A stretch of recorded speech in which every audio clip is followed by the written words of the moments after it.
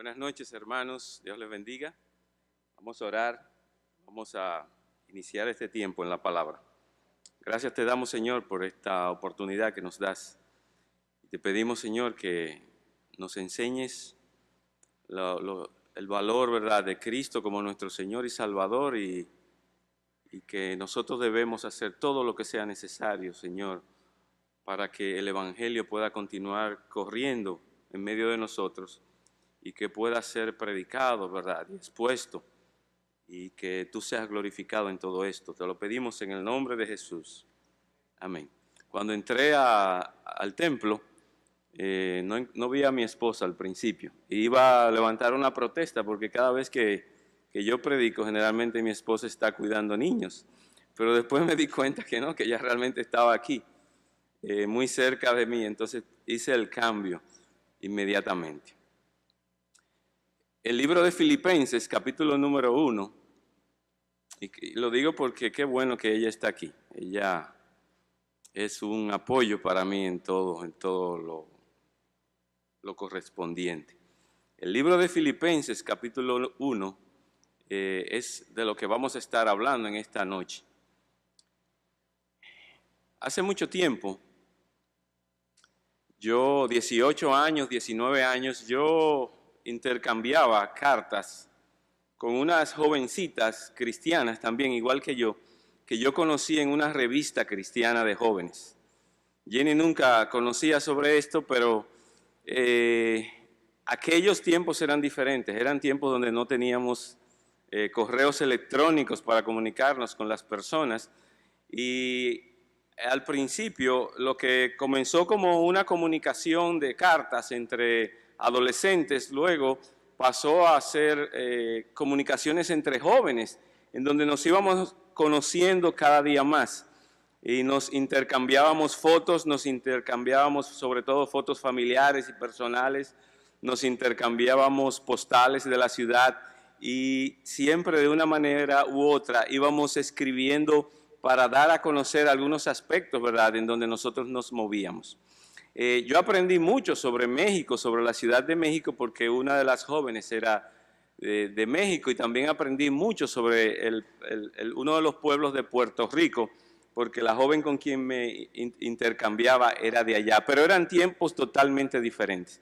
Generalmente yo buscaba hojas de cartas que eran de un tipo muy particular, ¿verdad?, y me auxiliaba de mi padre para que fuera al correo y allí en el correo pudiera tramitar. A veces tenía que gestionar inclusive los sellos. Tiempos totalmente diferentes. Pero por medio de esa relación hubo una edificación mutua, ¿verdad?, gracias a Dios. Esta carta a los filipenses es una carta que tiene el mismo énfasis en la amistad. Tiene el mismo énfasis de la amistad, pero de una manera diferente. En este caso, no son dos adolescentes o dos jóvenes, ¿verdad?, que se están conociendo en pueblos diferentes, sino más bien, o países diferentes, sino más bien es la carta de un misionero, un embajador de Jesucristo que está en la cárcel y que está enviando una carta a una iglesia que él fundó junto con otros compañeros, que es la iglesia que se encontraba en Filipos. Y me gustaría que veamos en primer lugar la razón de la carta, la razón, el porqué de enviar una carta a la iglesia de Filipenses, de los filipenses. Ellos tenían desde el inicio, ¿verdad?, de la fundación de la iglesia un vínculo muy estrecho con el apóstol Pablo, porque Pablo junto con Timoteo y también Silas habían fundado la iglesia, al punto de que ellos quedaron tan entrelazados los unos a los otros que ellos le enviaban ofrendas después que él partió, o ellos partieron, ¿verdad?, de haber fundado la iglesia. Ellos participaron de una manera u otra colaborando en el ministerio de Pablo. Esta vez ellos supieron que Pablo estaba preso en Roma y quisieron enviarle nuevamente una ofrenda por medio de Epafrodita. Según muchos comentaristas, Epafrodita pudo haber sido uno de los líderes de la iglesia y posiblemente su pastor o líder principal. Si usted va al libro de Filipenses, capítulo 2, versículo número 30, Filipenses 2:30, usted va a comenzar a ver la conexión que hay entre Epafrodito, que es el mensajero de los hermanos, para llevar la ofrenda a Pablo, que se encontraba en la prisión. Dice, porque por la obra de Cristo, Epafrodito estuvo próximo a la muerte, exponiendo su vida para suplir lo que faltaba en vuestro servicio por mí. O sea, ellos le enviaron la ofrenda a Pablo, que estaba preso en Roma, y en el camino aparentemente Epafrodito se enfermó. Pero aquí dice el texto que Epafrodito venía a ser como un siervo de ellos para llevar esta ofrenda a Pablo. También podemos ver en el capítulo número 4, versículo número 10, la conexión que hay de Epafrodito con los hermanos de Filipos. En gran manera me gocé en el Señor de que ya al fin habéis revivido vuestro cuidado de mí, de la cual también estabais solícitos, pero os faltaba la oportunidad. Ellos ahora están reviviendo esa ayuda que antes ellos le hacían y ahora lo están haciendo ahora que Pablo se encuentra preso. También en el versículo número 18 del capítulo número 4 dice, pero todo lo he recibido, lo que ustedes me enviaron, y tengo abundancia. Estoy lleno, habiendo recibido de Epafrodito lo que enviasteis, olor fragante, sacrificio acepto, agradable a Dios. En este tiempo en que Epafrodito le había entregado esta ofrenda, aparentemente él se quedó un tiempo con Pablo. Pablo no estaba en una cárcel como la que conocemos hoy en día, sino que estaba en un tipo de cárcel domiciliaria, ¿verdad? En una casa, pero bajo la custodia de algunos soldados del imperio. Y en esto, aparentemente, Epafrodita le comunica a Pablo algunas situaciones que estaban pasando en la iglesia de los filipenses. Por lo menos dos cosas estaban pasando. Una situación externa y una situación interna. Primero veamos la situación externa. La situación externa estaba relacionada con el sufrimiento por la oposición. Mire el capítulo número 1, versículo número 28. Capítulo número 1, versículo 28. Y en nada intimidados por los que se oponen. Ahí ve la palabra. En nada estén intimidados ustedes por los que se oponen, que para ellos ciertamente es indicio de perdición, mas para nosotros de salvación, y esto de Dios. Porque a vosotros os es concedido a causa de Cristo, no solo que creáis en Él, sino también que padezcáis en Él. Epafrodito le está comunicando a Pablo, Pablo, la iglesia está pasando por dos situaciones. La primera es una situación fuera, opresión. Generalmente, producto del Evangelio, viene presión de la gente que que rechaza a Cristo. Hay burla, hay confrontaciones de una manera u otra, pero también ellos estaban pasando por una situación interna. Había cierto malestar internamente en por lo menos dos de las hermanas de la iglesia. Y eso lo podemos ver en el libro de Filipenses, en el capítulo 4, en el versículo número 2. Ruego a Evodia y a Síntique que sean de un mismo sentir en el Señor. Asimismo, te ruego también a ti, compañero fiel, que ayudes a estas que combatieron juntamente conmigo en el Evangelio, con Clemente también los demás colaboradores míos, cuyos nombres están en el libro de la vida. Había una situación externa, oposición, que traía burla, presión, y había una situación interna. Aparentemente estas dos hermanas estaban en una situación que no se ponían de acuerdo. No sabemos qué era, pero lo cierto es que eso estaba trayendo un malestar en la iglesia. Y es por eso que en el capítulo número 2, eso entendemos, en el capítulo número 2, Pablo le está diciendo a los hermanos que ellos deben tener un mismo sentir. Y estamos hablando por las situaciones que había internamente en la iglesia. Miren, por tanto, si hay alguna consolación en Cristo, si algún consuelo de amor, si alguna comunión del Espíritu, si algún afecto entrañable, si alguna misericordia, completad mi gozo sintiendo lo mismo, teniendo el mismo amor, unánime, sintiendo una misma cosa. Una situación de afuera y una situación de adentro. Todo esto, de una manera u otra, era una realidad presente en la vida de la iglesia de los filipenses. Pablo entonces le escribe esta carta, ¿verdad?, de la mano de Epafrodita, que luego regresa a los hermanos de Filipos, ¿verdad?, y les anima a esto, hermanos. En primer lugar, a que ellos entiendan la realidad de que Cristo es el Señor. Y que como Cristo es el Señor, entonces ellos deben hacer todo lo que sea necesario para ellos mantener la unidad de la iglesia. ¿Para qué? Para que el evangelio de Cristo corra en medio de ellos, para que el evangelio haya progreso en medio de ellos, porque para Pablo el énfasis primordial de él era Cristo y su evangelio. Pablo sudaba el evangelio de Cristo, respiraba el evangelio de Cristo, y si él comía, el propósito de él era comunicar a Cristo a cualquier persona, ¿verdad?, de una manera u otra. Y ese era el énfasis que el apóstol Pablo quería hacer a los hermanos. Cristo es el Señor, Cristo está por encima de todo. Toda rodilla tendrá que doblarse ante Él. Él ha dejado todo por Cristo, Él considera todo lo demás por basura con tal de alcanzar a Cristo, y por tanto Cristo es magnífico. Entonces ellos tienen que hacer todo lo que sea necesario para lograr la unidad, para que el evangelio de Cristo siga siendo predicado en medio de ellos. Y esta es la razón por la cual Pablo le escribe a los hermanos de la iglesia de Filipos. Esta carta fue escrita en el año aproximadamente 62 y la iglesia había sido fundada en el año 49 después de Cristo. Fundada en el año 49 después de Cristo, y la carta es enviada, escrita y enviada en el año aproximadamente 62. ¿Quién era el gobernante supremo en el tiempo en que se escribe esta carta?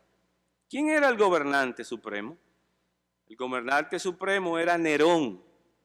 Nerón el Grande, el César Nerón, era nada más y nada menos el que gobernaba todo el imperio romano.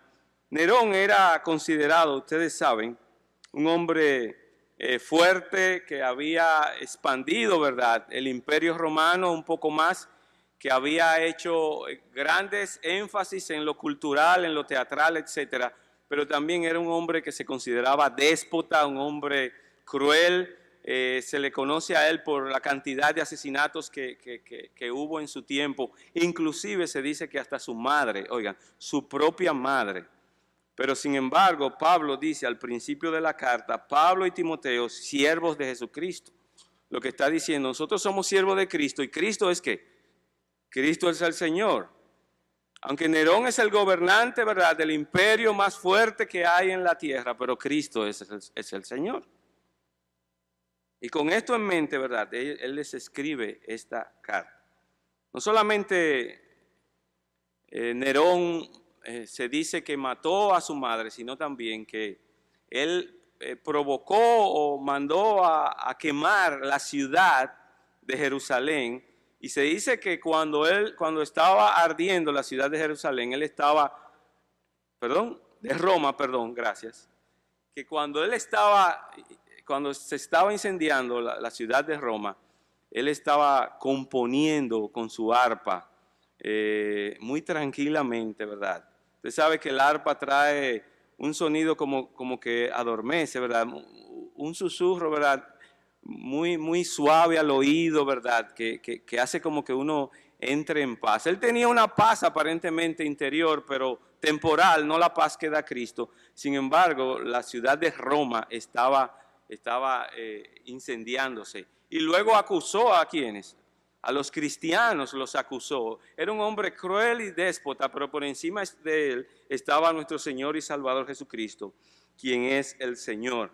Y así comienza Pablo diciendo, Pablo y Timoteo, siervos de Jesucristo. Y lo que está diciendo aquí es que antes yo era un esclavo del pecado y Cristo me liberó, pero ahora que Cristo me liberó, me dio esa libertad, ¿verdad?, del pecado, y me dio perdón de pecados. Ahora Pablo está usando esa libertad, ¿para qué? Para someterse al yugo, ¿verdad?, entre comillas, porque dice Cristo que su yugo es fácil y ligera su carga, ¿verdad? Él se está sometiendo ahora, ¿verdad?, a nuestro Señor y Salvador Jesucristo como su esclavo. Es decir, Él se está sometiendo, ¿verdad?, como cuando cogiéramos un cepo, ¿verdad?, y lo colocamos en Cristo y ahora nos estamos sujetando a Él. Y eso es lo que Pablo está diciendo aquí. Y lo dice con un compañero al lado. ¿Quién es? Pablo y Timoteo, siervos de Jesucristo. Estamos viendo ahora la introducción. Ya vimos el propósito de la carta. Había una situación interna y externa en la iglesia de los filipenses, y por esa relación tan estrecha que ellos tenían, Él les manda una carta. Y el propósito es que ellos recuerden, Cristo es el Señor por encima de todas sus circunstancias. Y ustedes tienen que sobreponerse a esas circunstancias para que el evangelio de Cristo corra. Y ahora estamos viendo la introducción, ¿verdad?, de la carta. Y está diciendo, Pablo y Timoteo, siervos de Jesucristo. Timoteo era un colaborador de Pablo, que lo había utilizado en la predicación del evangelio, precisamente en su segundo viaje, cuando ellos fueron a predicar el evangelio de Jesucristo, ¿verdad? Pero ellos tenían en mente ir hacia Asia, pero el Espíritu Santo no les permitió a ellos ir a Asia, y ellos tuvieron que cruzar toda la región de Galacia, ¿verdad? Porque el Espíritu Santo no les permitió a ellos predicar el evangelio ahí. Y aún así ellos quisieron ir más arriba, al noreste, hacia Bitinia. Y sin embargo el Espíritu Santo tampoco le permitió a ellos ir. Y entonces finalmente ellos vieron, estando en Troas, recibieron esa visión del varón macedonio, ¿verdad?, donde les decía, vengan aquí hacia Filipos para que nos ayuden. Y ellos fueron allí. Y Timoteo le acompañó. ¿Por qué Timoteo está aquí junto con Pablo como si fuera el autor de la carta? Bueno, realmente podemos hacer algunas suposiciones. Posiblemente él estaba como su compañero o acompañante, ¿verdad?, en la ciudad de Roma mientras él estaba preso. Y pudo haber sido uno de los copistas, de los que recibiera del apóstol Pablo la redacción de la carta. Y es posible que él haya sido uno de los que la escribiera. También él, como fundador de la iglesia junto con Pablo, ¿verdad?, él está aquí diciendo, lo que Pablo está diciendo también yo lo corroboro y estoy de acuerdo con lo que se está diciendo. Y dice que Pablo y Timoteo, siervos de Jesucristo, a todos los santos en Cristo Jesús que están en Filipos con los obispos y diáconos. Él llama a los que van a recibir la carta, les llama santos en Cristo Jesús. La palabra santos hoy en día la conocemos de una manera diferente a como era en la antigüedad. Hoy en día lo vemos como una persona consagrada, como una persona que habiendo recibido a Cristo como Señor ha sido separada y apartada. Pero en los tiempos antiguos estaba relacionada como cuando tú cortas, ¿verdad?, entras a la cocina y cortas un ají o cortas una zanahoria, ¿verdad?, y inmediatamente haces un ejercicio como de separar la zanahoria. Yo no soy un experto en la cocina. Yo apenas puedo hacer un conflé, puedo hacer, ¿verdad?, un pan con queso, jamón, pero hay gente que tiene unas habilidades, y yo he visto hombres, ¿verdad?, por ejemplo, Enrique Morales, que tienen unas habilidades increíbles en la cocina, ¿verdad? Yo me rindo ante él, ¿verdad?, en ese sentido, y le doy el paso para que él nos haga los espaguetis cuando nosotros nos juntamos. Pero aquellos que tienen esas habilidades están cortando. Usted va a un restaurante chino, un restaurante donde esas personas que son muy, muy expertos, y la idea es cortar e ir separando, cortar e ir separando, y esa es la idea de la palabra santos. Y él les llama santos a todos los santos en Cristo Jesús que están en Filipos, y utiliza la expresión a todos. ¿Qué quiere decir eso? Estaba mandando de la carta a toda la iglesia. Ahí habían escogidistas, liceístas, había aguiluchos, había estrellas, quizás había del partido reformista, del partido PRDista, pero la carta lo está enviando ¿a quiénes? A todos los hermanos, de una manera u otra. Todos de una manera u otra debían ser participantes ¿de qué? De las cartas, del mensaje que se estaba enviando. Y eso es la importancia, ¿verdad?, de cuando nosotros nos convertimos a Cristo. Que nosotros debemos estar en la iglesia. ¿Para qué? Para recibir la enseñanza. Y cuando Pablo envió la carta, la idea era para toda la iglesia. Por lo tanto, nosotros tenemos que estar regularmente, ¿dónde? Congregados en la iglesia. ¿Para qué? Para recibir el mensaje. Y esta carta era un mensaje y tenía una exhortación. ¿Qué? Cristo es el Señor. Cristo está por encima de tus circunstancias. Enfócate, pon tu vista en Cristo, que es mucho más valioso que cualquier cosa. Y hagan todo lo que sea necesario. ¿Para qué? Para que por medio de su unidad, el Evangelio de Jesucristo pueda avanzar en medio de ustedes. Y se la manda a los santos en Cristo Jesús que están en Filipos. La ciudad de Filipos tiene que ubicarse en el mapa hacia el área de Grecia, ¿verdad? Lo que es Europa, ¿verdad? Y Filipos fue una ciudad que fue instituida en el año 356 antes de Jesucristo. ¿Quién la fundó? ¿Quién fundó la ciudad de Filipos? El papá de Carlos Magno. ¿Cómo se llamaba? El papá de Alejandro Magno. ¿Cómo se llamaba? Filipo Magno. Y él le puso su nombre a esa ciudad. Y era una de las ciudades principales de toda Macedonia, ¿verdad? Y cuando Pablo, Timoteo y Silas llegaron allí, ¿verdad? Primero llegaron en barco. Cuando ellos llegaron, había una característica principal en esta ciudad. Es que aquellos que eran griegos en esta ciudad, cuando el imperio romano la conquistó, ellos le dieron la ciudadanía a todos aquellos. O sea que ellos tenían doble ciudadanía.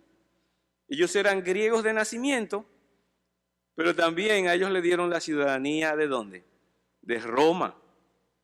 A veces nosotros queremos tener doble ciudadanía. Bueno, ellos tuvieron el privilegio de tener doble ciudadanía. Eso quiere decir que en medio de ellos pudo haber diferentes tipos de personas en medio de la iglesia.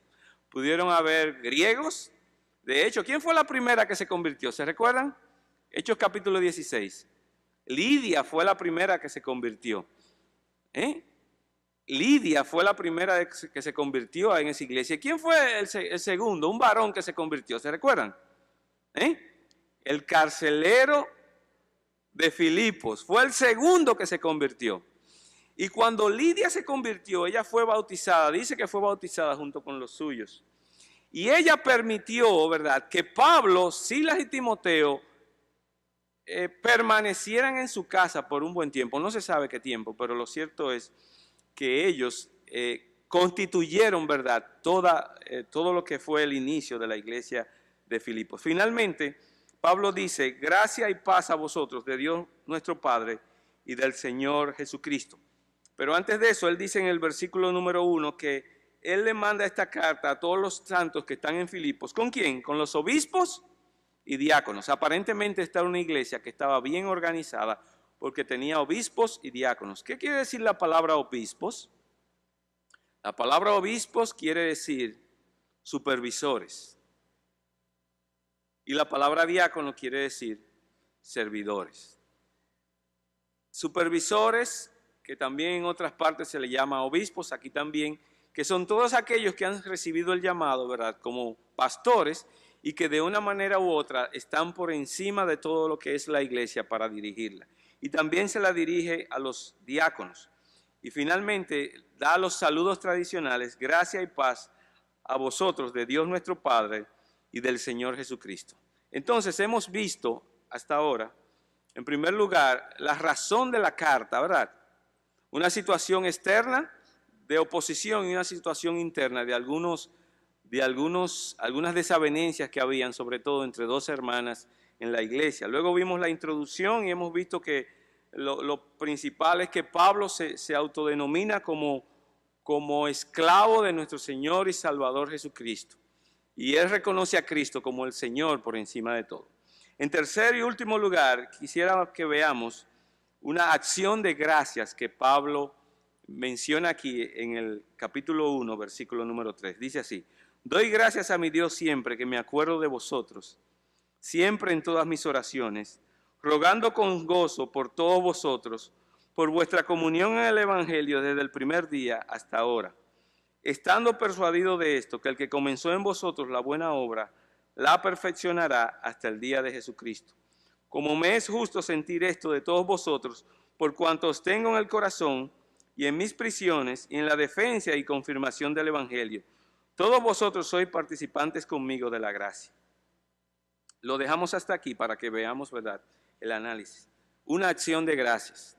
Vimos un propósito de la carta, vimos una introducción de la carta y ahora vemos una acción de gracias. Pablo está dando gracias a los hermanos de la iglesia de Filipos. ¿Por qué?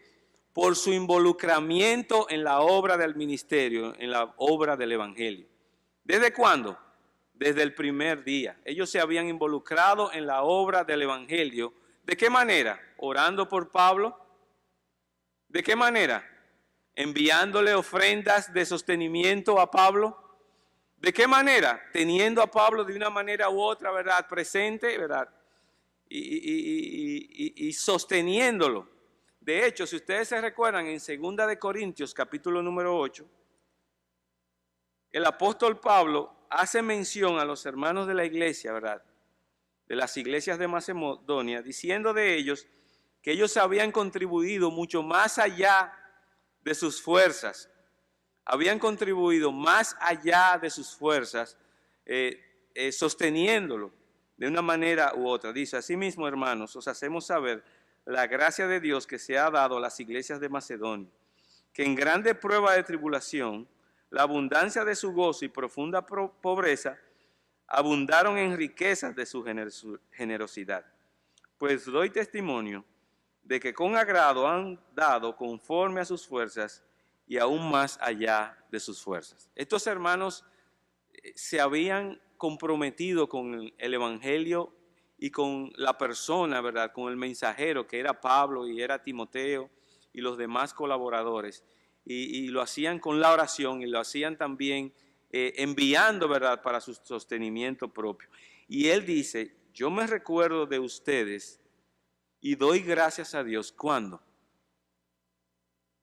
Siempre que me recuerdo de ustedes. Pablo da gracias a Dios siempre que se recuerda de los hermanos de la iglesia de Filipos. Siempre que se recuerda de ellos. Pablo no tenía una mente que se le iban las cosas. Él los tenía muy presentes a ellos. Él no tenía Alzheimer. Si nosotros en la semana hacemos un ejercicio, ¿te recuerdas a los hermanos para orar por ellos? Bueno, pues Pablo no era así. Pablo se recordaba de ellos y cada vez que él se recordaba de ellos, de una manera u otra, él intercedía por ellos en oración. Era una característica de Pablo. En el libro de Romanos, capítulo 1, versículo 8, dice que Pablo oraba por los hermanos de Roma, por su fe, porque su fe se había divulgado por todo el mundo. Eso fue a los hermanos de la iglesia de Roma, porque su fe se había divulgado por todo el mundo. Pablo en Romanos 16:3 se recordaba y oraba y daba gracias a Dios por Priscila y Aquila, porque ellos de una manera u otra habían expuesto su vida por Pablo. Pablo tenía una mente que recordaba a los hermanos y cuando él se recordaba de ellos, lo primero que él hacía era dar gracias a Dios por ellos. En el libro de Corintios, Primera de Corintios 1:4, Pablo ora por los hermanos dando gracias a Dios por ellos, pero no especifica la razón. En Efesios 1:17, Pablo también da gracias a Dios por los hermanos de la iglesia de Éfeso. Y también, en este caso, en el libro de Colosenses, capítulo 1, versículo 3, Pablo ora por la fe de los hermanos de la iglesia de los Colosenses, de Colosas, y da gracias a Dios por todo lo que hacen ellos en el nombre de nuestro Señor y Salvador Jesucristo. Era una actitud de Pablo, pero generalmente nosotros es posible que cuando nos acordemos de alguna persona o de algún hermano, quizás nos acordemos de ellos en términos negativos. ¿Entienden? Pablo se recordaba por ellos, por su colaboración para el avance del evangelio desde el primer día, pero quizás nosotros, cuando nos viene a la memoria uno de los hermanos de la iglesia, Domingo, Ismelia, ¿verdad?, o Natacha, o Andrés Fulcar, o el hermano Joaquín, quizás cuando nos recordamos de ellos, lo primero que nos viene a la mente es algo negativo del hermano. O Carlos Fernández, no te me vas a ir, Carlos. Y de hecho, quizás de algunos sí nos recordamos por todo el bien que nos ha hecho. Carlos Fernández ha sido una persona, estamos exaltando no al hombre, ¿verdad?, sino la gracia de Dios que le ha dado a él, donde yo creo que aquí no hay una persona que haya pagado dinero en su consultorio. ¿Verdad que sí? Pero a veces tenemos la tendencia de recordarnos de los hermanos para las cosas negativas que ellos tienen. Y Pablo lo que está diciendo ahí, siempre que me recuerdo de ustedes, doy gracias a Dios. Hermanos, lo que Pablo está diciendo aquí es que siempre debe haber una razón para dar gracias a Dios por cada uno de los hermanos que está aquí en esta iglesia. Entonces, en vez de enfocarnos en lo malo, debemos enfocarnos en ¿qué? En las cosas que deben llevarnos a nosotros a dar una acción de gracias a Dios por este hermano en medio de nosotros. Y oigan esto, Pablo sabe que hay dificultades entre Evodia y Síntique. Sin embargo, él deja eso a un lado para resaltar que en este momento está resaltando las cosas buenas de estos hermanos.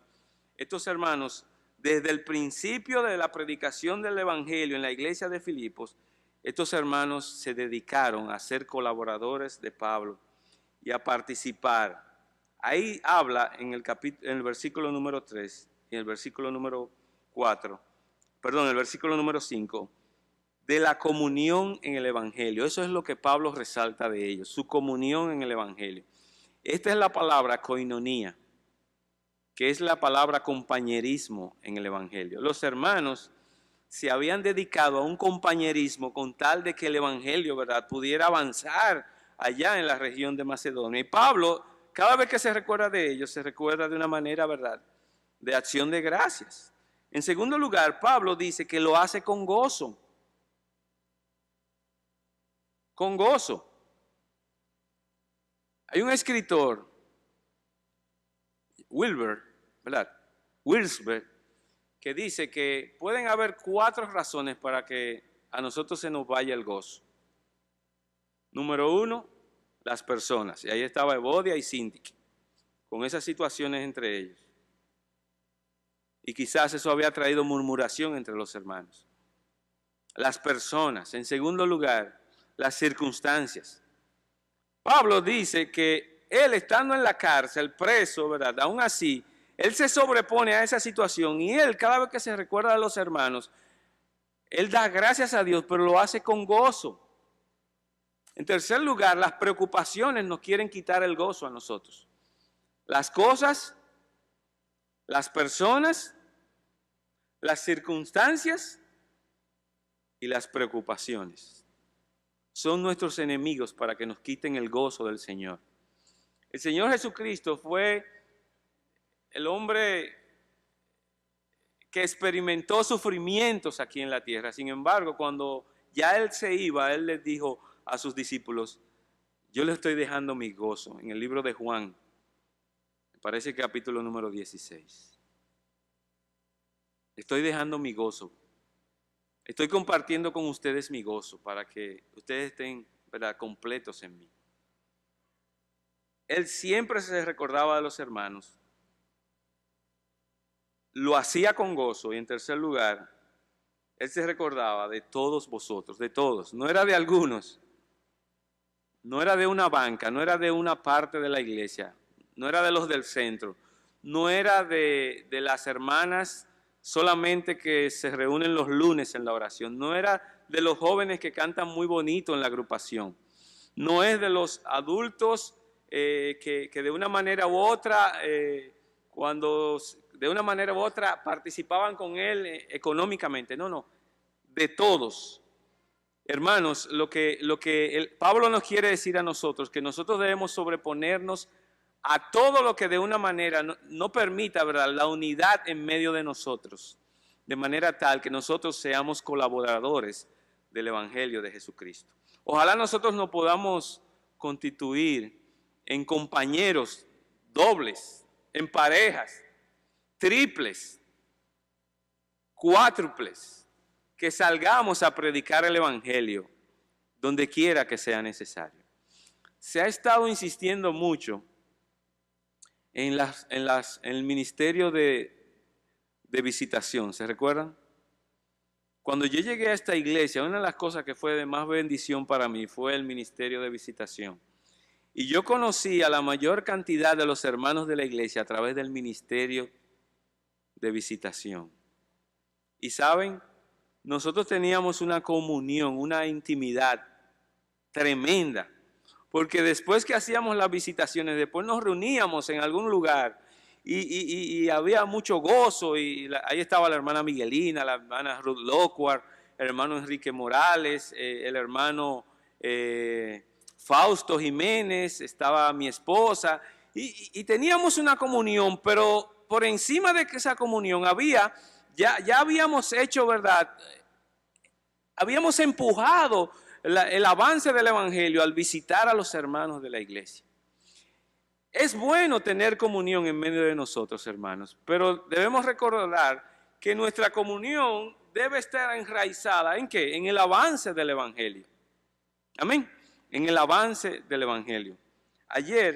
Antes de ayer, yo tuve que llevar a mi hermano Alfredo, al Instituto de Cardiología. Algunos de ustedes lo supieron porque a través del grupo de chat estuvimos compartiendo esa necesidad. Y a mí me tocó una cajera que estaba allá en el instituto, eran las 2 de la madrugada. Y esta cajera en principio estaba afuera. Usted sabe, a veces uno dice que las personas que están en esas instituciones, a veces uno dice como que no son muy eficientes.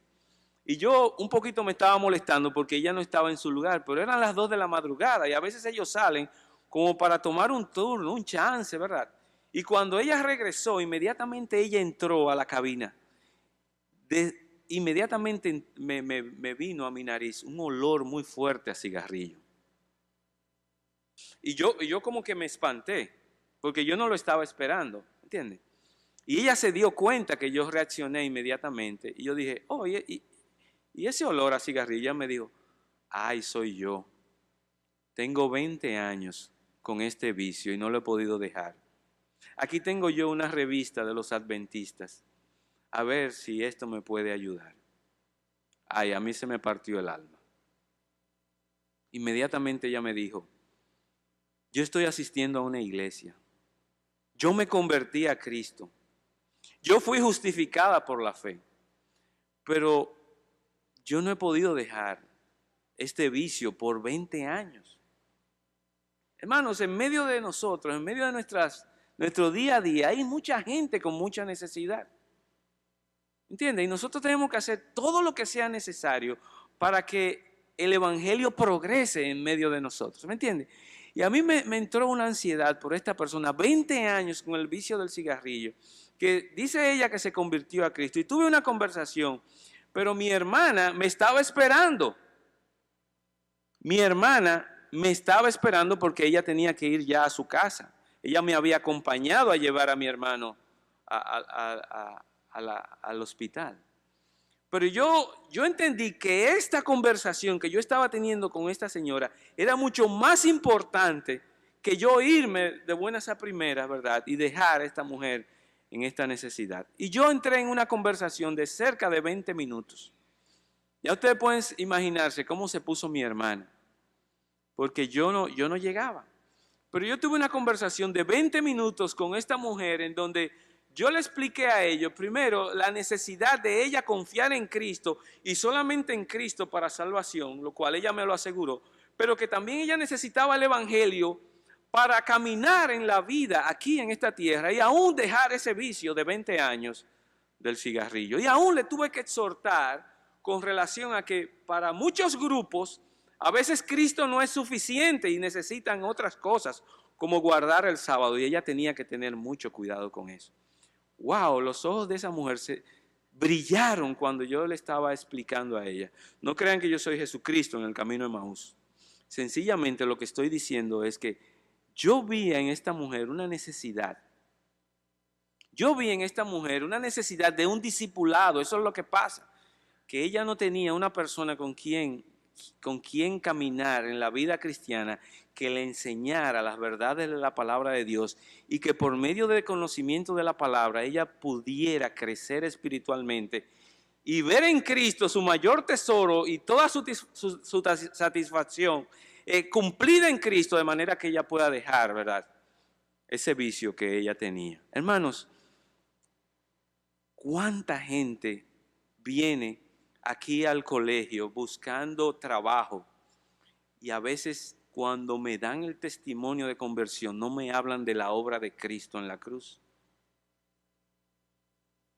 Y yo digo, ¿y el evangelio? O sea, de lo que tú me estás hablando, ¿y el evangelio? O sea, tú estás diciendo que conociste, pero ¿cómo lo conociste? Y no me habla del evangelio, de la cruz de Cristo, de ir al Calvario, de que ella, o sea, y muchas maestras vienen aquí porque hay una gran necesidad dentro de las iglesias también, no solamente fuera de la iglesia, de que nosotros podamos predicar el evangelio y predicar a la gente de la necesidad. Y a veces nuestras divisiones, nuestras situaciones entre nosotros no nos permiten unirnos a nosotros y tener el sentir de Cristo para que el evangelio pueda progresar en esta ciudad de Santo Domingo y en esta barriada de los restauradores.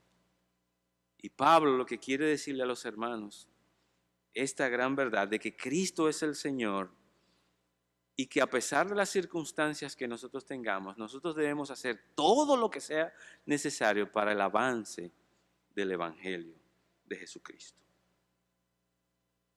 En el versículo 6, Pablo dice que él está persuadido que aquel que comenzó la obra en ellos la va a completar.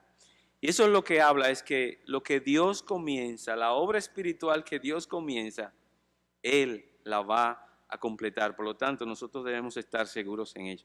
No hay mayor gozo para mí que a veces algunos hermanos en Cristo de otras iglesias, yo poderles explicar a ellos con la Biblia en la mano, de que ellos pueden tener seguridad de salvación eterna en Cristo Jesús.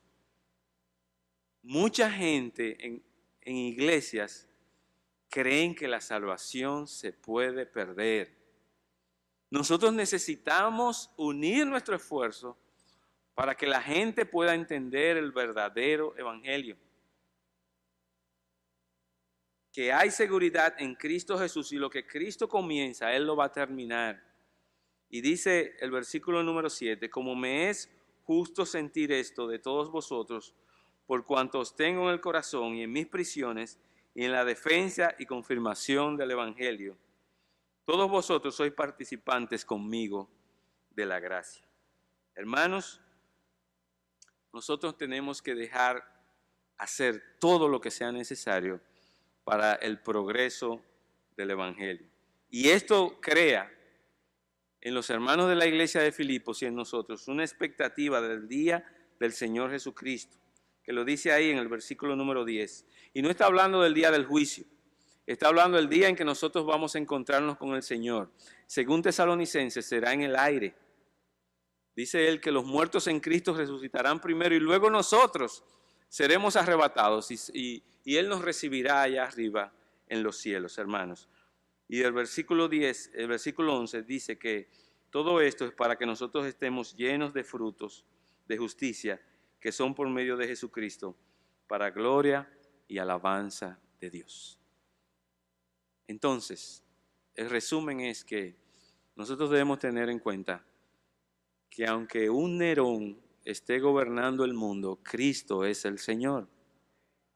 Y por encima de Él está Cristo.